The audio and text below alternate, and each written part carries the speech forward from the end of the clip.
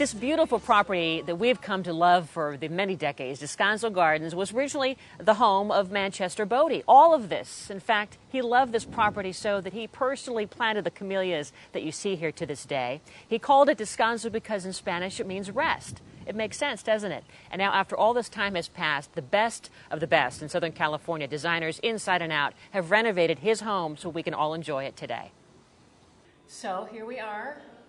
It's all done. It is. It looks great. Oh, thank you. I'm really excited. You were saying that this is something that you've learned from. I have. You know, the thing that I really liked about this space is that there are a lot of things that are floating. The chandelier floats, the table floats, and things are attached to the ceiling so that you get this feeling of depth and lightness. Tell us, for those of us who want to kind of duplicate this Asian Pacific Rim feel, how we can try to scale it down and copy some of these things, assuming we don't have this beautiful hanging door like you do. Well, if you can find a piece of fabric that has a really beautiful scene on it, you can go to a local framer and pick out a really beautiful frame and then have that fabric stretched on that, and you can get a similar effect. And with this black enamel, right? I mean, that's... Oh, yeah. Find a beautiful black enamel frame that has a little bit of gold accent in it. Very nice. Share the story about the simplicity of the Asian culture and how you applied it to this space, this little hanging thing you have over your shoulder. Well, this piece over here is actually what you would find in a Japanese kitchen.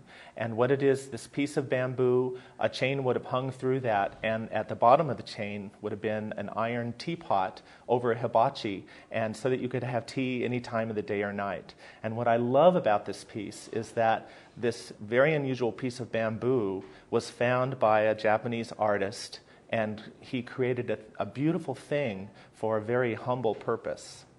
Well, the standout feature for sure in this room is the wall. I mean, the wall is amazing. Tell us how you came up with this. It's an Asian theme, it's hand-painted, and it ain't cheap. It's not cheap, but it's kind of worth it. This is the kind of paper that people keep for generations. It's the kind of paper that sometimes people peel off the walls and sell at Sotheby's. So it was kind of a beautiful feature. I was very lucky to use it. It's a small English company called Fromenthal that's represented at David Sutherland and the PDC. And it's a company that I've used several times. So when I came to them and said, I really want you to do this paper, and they were like, really? And how big is the room? And then they agreed to do it. So I was really thrilled. This is a huge amount of work to do a room like this in this kind of paper. It's all painted by hand with paintbrushes and watercolor. So it's a pretty phenomenal achievement. And I sent them a little picture I had of a room in England in a stately home. And it's with 18th century paper. And I said, could you copy it? This is kind of what I would like to do. And they said, oh yeah, we know that room. We could easily do that for you. And they did it. And they sent me a little sample, and I sent them the elevations of the room. And it came back 2 months later. So I was really thrilled. Wow. And the background, the fabric is what? They've painted on... It's actually painted on silk, which is mounted on paper. So it's really treated as wallpaper. My wallpaper hanger hangs it. But it's several layers that go into it. So rich and beautiful. It really is. Thank luscious. you. I love the kind of mint green, or what would, not really mint green, but sea foamy, or what would you call it? It's almost like a celadon, isn't it? It's kind of like an antique celadon. Very soothing and nice. It's true. Well, it would go very well with your eye colouring. Oh, well, thank you. Well, I think I need to have it then.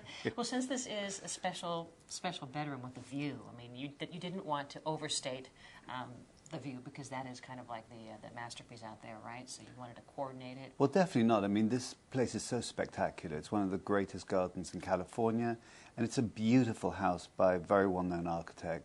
So it was kind of a real privilege to work here.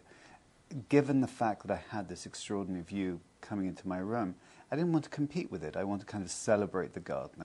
But we can also pare this down on an inexpensive scale. You were suggesting there's some ways, if we can't afford this wallpaper, we can still kind of fudge it and come up with some techniques. Hollywood Regency feels like one of those transition periods where they were using very traditional elements in a kind of contemporary way, in a fresh contemporary way. This kind of Chinese porcelain you can get anywhere, and these brackets are easy to get, even online, so that's not a hard thing to get. But there are elements here that I bought, let's say at auction, at Abel's auction downtown, which has estate sales every week, or at Bonham's estate sales on Sunset. There are elements obviously here that are custom made, like the sofa, or I made the bed for the room. But that's not an, you know, you can go out and get a great 4-poster bed easily and inexpensively. So was it incredible or what? So many great ideas, including this house that reminds me of a place where Shrek might live. That's what Showcase is all about, the best designs and ideas, landscaping, colors. I hope it's inspired you, and I hope you continue to support the Pasadena Showcase House. Already they are underway coming up with their ideas for next year's vision. So come back and stay tuned, and you can check it out at homewizards.tv.